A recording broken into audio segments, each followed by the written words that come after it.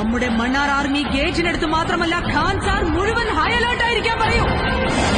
Khan സാറിൽ calculator വെച്ചുള്ള കണക്കുകൂട്ടലുകൾ വിലപ്പോവില്ല.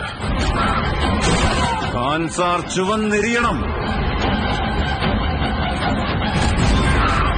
അതുകൊണ്ട് തന്നെയാണ് ഒരു കണക്കുകൂട്ടലിലും പെടാത്ത ഒരുത്തിനെയും കൊണ്ടുവന്നത്.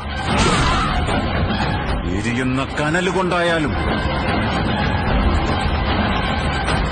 ഇവരുടെയൊക്കെ ചോര കൊണ്ടായാലും അവന്റെ പേര് അറിയാം ബാബ.